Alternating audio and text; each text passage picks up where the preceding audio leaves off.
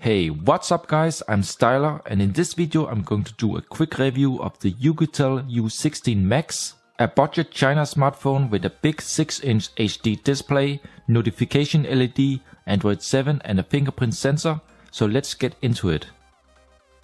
The phone packs a good 4000 mAh battery and has a metal backside with plastic parts for the antennas in the top and bottom and some nice chamfered edges that makes it look more premium than it is.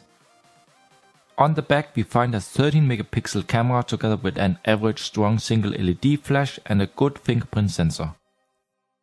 The side buttons on the right are tactile and responsive.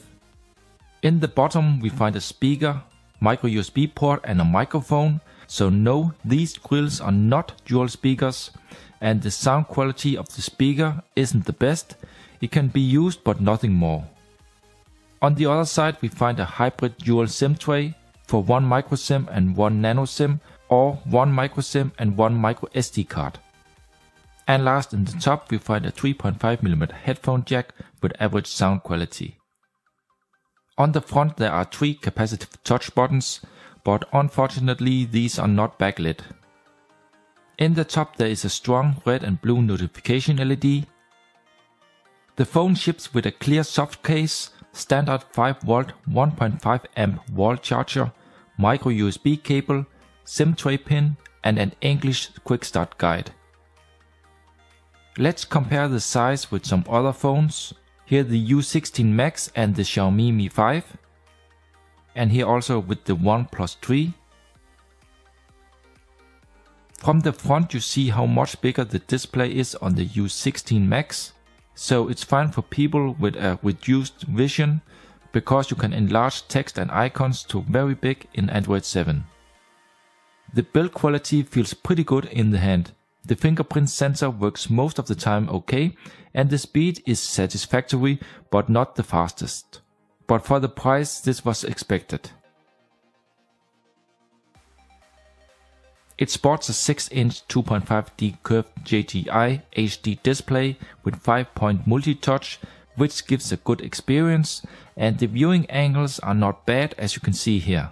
Sure, it cannot be measured with expensive flagships, but it does the job pretty well with high brightness, nice colors and a good and precise touch panel. In Antutu it doesn't get any high score. I got close to 39,000 points, which is acceptable for a budget China phone in this class. Surprisingly, however, games like Asphalt 8 runs pretty good with medium settings. It's definitely playable.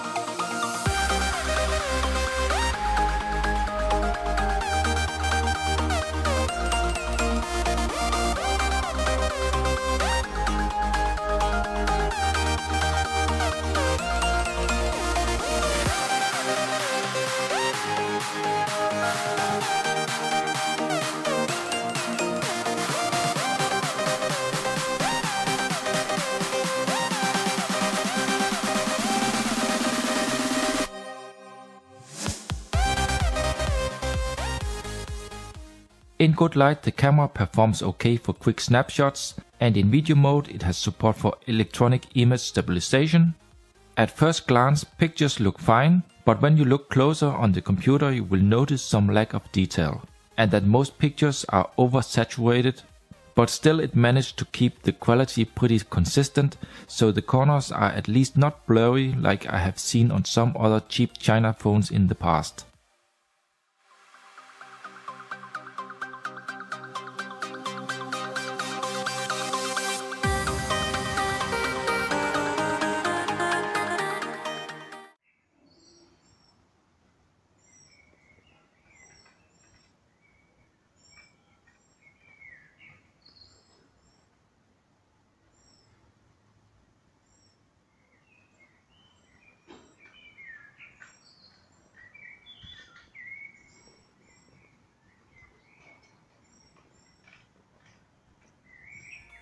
The all-round performance of the device is actually not bad, and while surfing on the net, it is even with tons of pictures relatively smooth to operate, so that's really nice to see. There are no heavy stutters, stops or lag, and it loads pictures very fast, as you can see here. Zooming may not be the most accurate, but it is relatively smooth and easy to control, so it is definitely approved for normal use.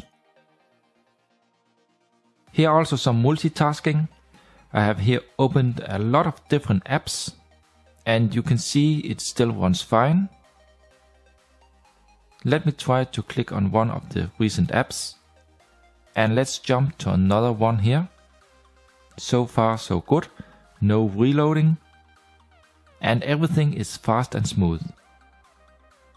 The GPS honestly surprised me a lot, maybe because I didn't expect anything good, but it turned out that this phone has an excellent GPS reception, support for cloners, and that the accuracy is very good. It could in fact be a very good phone for navigation in the car, especially also because of the big 6-inch display. The UI is simple and smooth and very close to stock Android, and it only comes with the most important apps pre-installed, and of course also a built-in FM radio. Here you see the quick toggles, and let's go into the phone settings. Let me scroll all down to the bottom, and let's go into About Phone. Here you see the build number, baseband and Android version. And let me go back to the list of settings. It does also support some smart features like double tap to wake, air gestures, motion gestures and one-handed mode. And here's some info about the 32GB internal storage. And also the 3GB built-in memory, where you see that only about half is left. And last, in display we find some settings for the notification LED, flash on call, and the font and display settings. So now let's get through some different stuff on the phone. First, it supports OTA updates, where I out of the box already got one offered. The screen on time with mixed usage is close to 7 hours, so with very light use 2 days is possible. Here's some info from the factory mode about the built-in camera sensors. It unfortunately only has 3 simple sensors built in, so no gyroscope or compass. It has 5-point multi-touch, which works fast and smooth.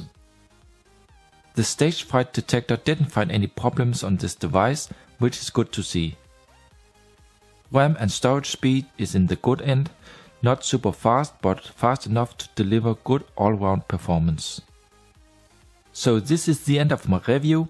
If you're looking for a cheap, big 6-inch phone with an average performance, which can handle games with medium settings, movies, internet, and also want things like a fingerprint sensor, good GPS, notification LED and real capacitive touch buttons, then the OUKITEL U16 Max could be a good phone for you. But of course, for the cheap price, it does also come with some shortcomings, like mediocre camera, cheap bottom speaker, HD display instead of Full HD, slow charging and the MTK6753 chipset, which isn't the fastest. But hey, maybe you can live with that, and if that should be the case, then I can only say go for it. So if you have any questions, feel free to leave a comment below, drop a like if you enjoyed the video and subscribe for more. Thank you for watching this video, and I hope to see you in my next one.